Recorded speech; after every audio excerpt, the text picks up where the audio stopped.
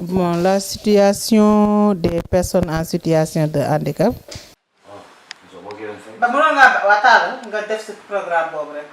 Actuellement est stable, mais avec pas beaucoup de changements. Les personnes dites normales, pour la vision des personnes en situation de handicap, je sais qu'il y a un recul parce que beaucoup de gens ne sont pas conscients de la problématique de la personne en situation de handicap. La situation des élèves handicapés, comme tout le temps, je crois que la situation demeure. Bon, il y a des handicapés qui sont en classe d'examen, comme ceux qui font le baccalauréat, ils n'ont pas encore fait ça. Ceux qui font le BFM n'ont pas encore fait ça.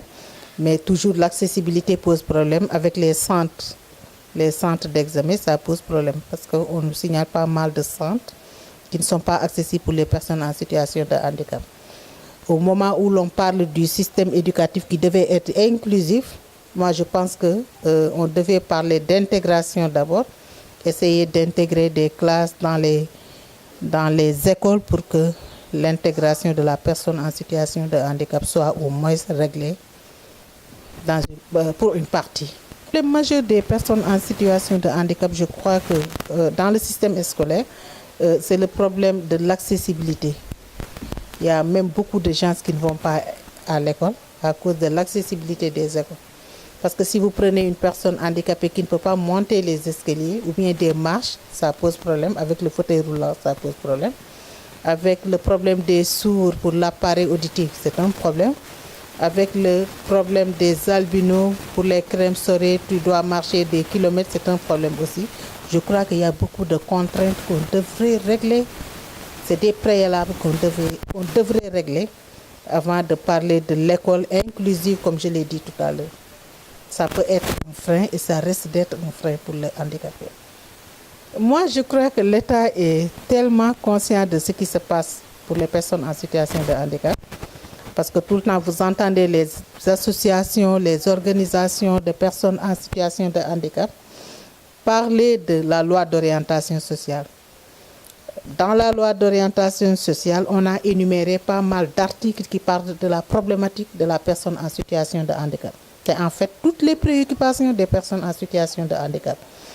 Que vous soyez sourd-muet, aveugle, albino ou handicapé moteur ou d'autres types de handicapés, toutes catégories confondues, toutes les problématiques sont dans la loi. Donc la loi est censée de régler le problème des handicaps. Et l'État a la loi sur table, il nous reste les décrets d'application. Donc l'État est conscient de ce qui se passe. Ça tarde à venir non seulement, parce que moi je dis souvent, nos responsables au niveau des associations, que ce soit au niveau de la Fédération nationale, comme au niveau de la fédération départementale, parce que nous sommes bien structurés. La conscience reste quand même.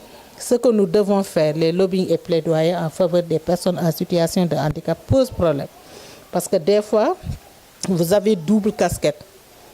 Comme le président de la fédération, souvent, ils ont un poste au niveau de l'État, ils ne peuvent pas parler au niveau des handicapés. Moi, j'ai l'habitude de le dire, si on vous donne un poste dans l'État, il faut démissionner pour le mouvement des handicapés, pour mieux être à l'aise. Toutes les associations de personnes handicapées ont soutenu puisque les associations étaient là-bas, mais ce qu'elles devaient faire, elles ne l'ont pas fait.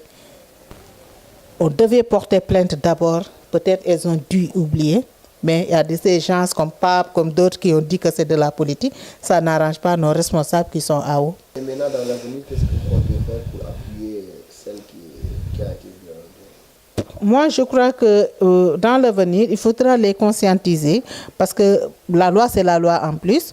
Moi, je l'ai même dit, quand un policier vous dit qu'il faudra dégager de l'ordre public, il faut au moins respecter la tenue. Ça, c'est la moindre des choses. Il ne faut pas dire que je suis handicapé, je ne respecte pas du tout. Vous êtes handicapé, mais vous êtes citoyen. Alors, on va parler un peu de politique. Vous êtes responsable politique au niveau national du parti de Abdoulaye ACT. Vous êtes la présidente nationale. Est-ce que vos projets par rapport à l'approche de présidentielle? Vos projets à l'approche présidentielle? Notre projet, c'est de gagner. Nous avons un seul objectif. Moi, je crois que c'est de gagner le poste présidentiel avec notre mentor, le président Abdoul Mbaye. Bon, notre projet aussi, c'est de conscientiser la population avec les campagnes électorales, les campagnes de sensibilisation, parce que c'est des campagnes de sensibilisation. Actuellement, je peux même dire que nous sommes en campagne. Vu la loi sur le parrainage, bon, on est en train de faire une campagne pour les fiches de fidélisation de nos militants. Nous, dans le parti même, on a l'habitude de dire que c'est des compagnons parce que nous pensons que c'est des gens avec qui nous sommes appelés à travailler ensemble. Notre seul objectif, c'est de gagner le poste présidentiel. Vous êtes une présidente nationale. Donc... nous sommes en train de faire certaines régions comme Fatick, comme Diourbel, Réfane. Bon, on a entamé pas mal de régions. Et en plus, nous sommes dans des séances de validation de nos comités qui va nous permettre de faire toutes les régions du Sénégal. D'ailleurs, on a un calendrier sur place avec le chargé des programmes du comité des femmes. On va faire toutes les régions du Sénégal, ça c'est sûr. Moi, je crois que dans tout travail, il y a des préalables à faire. Si vous dites au niveau de Pikine, c'est parce que Pikine, actuellement, les comités que nous avons à Pikine n'ont pas été encore validés. On n'a pas encore fait un grand format avec le président Abdoul Mbaye. Il s'est déplacé dans pas mal de comités, mais on n'a pas encore validé ces comités, ça se prépare. Au niveau de Guédiawaye, je pense qu'il y a 32 comités qui ont été déjà montés et des comités même en cours de validation parce que bon, l'effectif qui doit valider n'est pas un grand nombre pour tout le Sénégal. On est en train de former des commissaires pour la validation des comités. À Guédiawaye, toutes les localités, on a des représentants de ACT. Pourquoi pas? De toute façon, nous avons l'intention de gagner comme ça à la base, comme dans les communes, à la mairie de Guédiawaye. Bon, nous avons l'intention de gagner partout, donc pourquoi pas? En tout cas, même si je serai candidate comme vous dites, ça sera annoncé. Même là-bas. Mais en tout cas, pour le moment, on est dans le travail de base avec les militants, avec les compagnons, un travail de développement, de former des gens. Au moment opportun, on va l'annoncer. Est-ce que pour des questions, on peut s'attendre à une coalition au niveau de l'école et une coalition au niveau des présidentielles? Oui, tout à fait. Ne serait-ce que pour gagner les élections présidentielles, on peut s'attendre à toutes sortes de coalitions. Merci.